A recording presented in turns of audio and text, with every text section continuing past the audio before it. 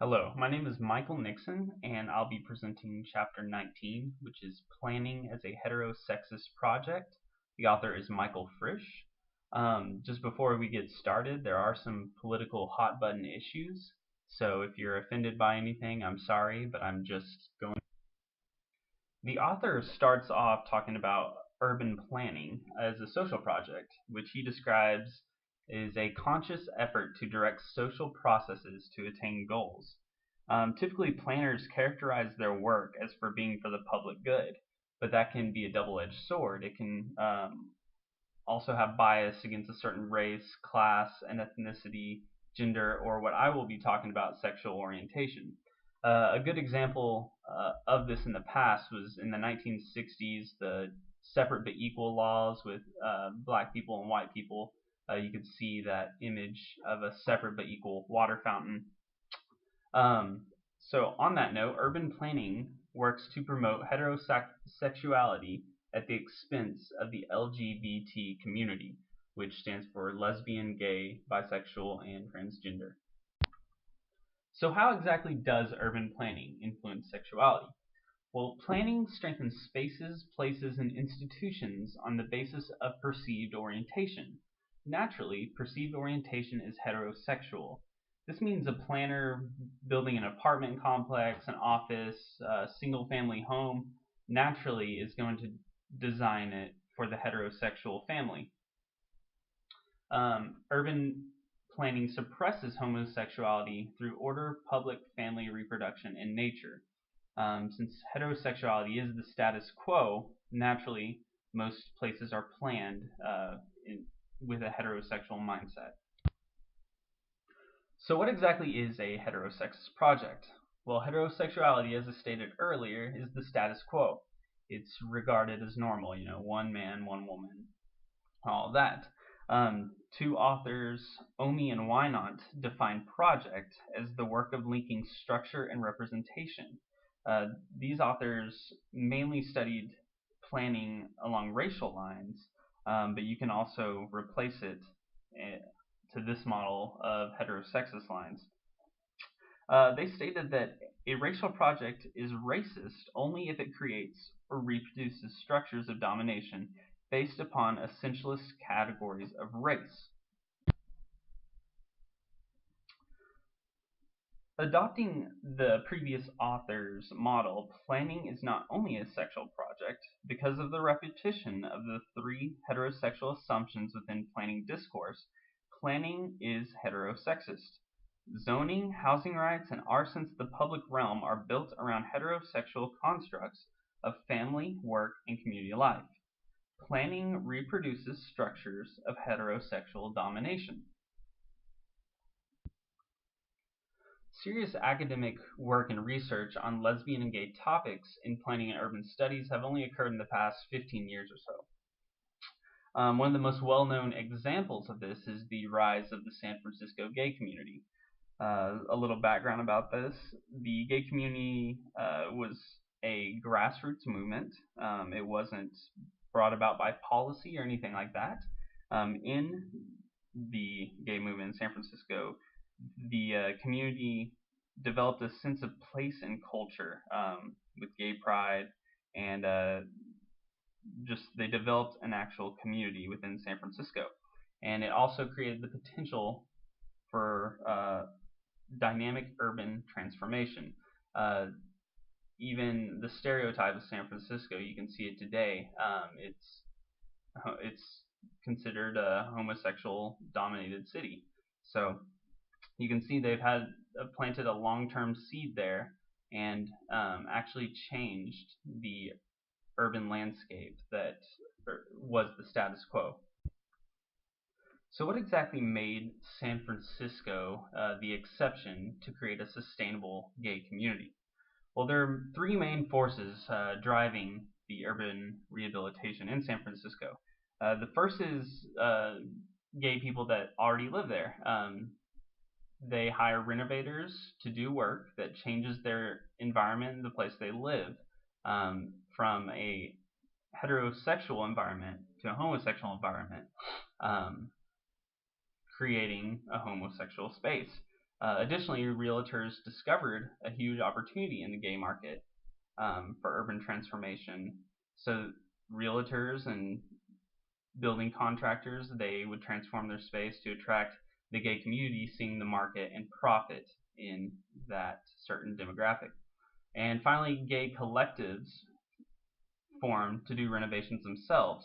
So this is what I was going off, the grassroots movement to actually create change, um, sustainable change in San Francisco's planning. So if you're anything like me and haven't read up on this topic, you ask yourself, how exactly does planning lead to heterosexist domination? Well, the main thing they cover in these books are it's a term called dualism, which is the belief of two opposite elements of existence. That means it can be rather one or the other. There's no gray areas. And the three dualisms that promote uh, heterosexuality in cities are order and disorder, family and household, and public and private, all affecting heterosexual domination. The first dualism we'll cover is order and disorder. People like order. Face it, it's a natural human instinct. City planning grew out of an impulse to bring order out of chaos. Originally, there weren't centralized cities. People would go to a common place to trade goods, services, things like that. But in fact, they lived scattered around. So city planners brought order to this by creating cities. In the natural world, sex and reproduction represent this order. So planners attempt to recreate this order by creating opportunities for normal members of society, which would be husband and wife, man and woman. They do this through two forms of control. Marriage, morals, and rational thought is the first, and then the second is planning by social and physical controls. So homosexuality is represented by disorder because it is the deviation from the natural order of things, which you can see many people have suppressed homosexuality through those two forms of control. So going off with our first dualism, the second dualism is family and household. So we brought order to the city. Now the planners must bring order to the family. Planners create order for heterosexuality by encouraging land development and zoning to protect the family unit. They did this by adopting a single-family zoning code to promote marriage for both procreation and pleasure. Marriage being defined as between a man and a woman. And there are two big court cases. The first is the city of Euclid versus Ambler in 1926, and this this court case ruled that the exclusion of buildings devoted to business, trade, etc., from residential districts bears a rational relation to the health and safety of the community. So, roughly, this establishes zoning laws in cities. And our second one, which is actually misspelled in the book, is Moore versus Cleveland, or East Cleveland, should I say. Uh, the this court case created the single-family zoning law. Part of the reason for the court's reasoning was that in apartment houses, the number of people passing in and out render immoral practices therein more difficult of detection and suppression. So not only was a single housing the designated site for heterosexuality, planners suppressed apartments as sites of difference. Apartments, according to this court case, apartments housed indulgent, immoral people. Apartments prevented surveillance of residents' activities, and apartments housed households, not families. So going off this, you can see that many gays would congregate and live at apartments, and you would have gay-leaning apartment complexes. And finally, our third dualism, which promotes heterosexism in planning. And this is one of the most main ones in the media today, and that is public versus private. Private is defined as inside the single-family home. It's a protected space by laws and regulations. You see, according to our last dualism, single-family home is for heterosexual families, the nuclear family only. Public is defined as the outside space in which lesbian, gay, bisexual, and transgender make private use out of. You see from this the rise of the gay bar culture, which is technically a public space for private use.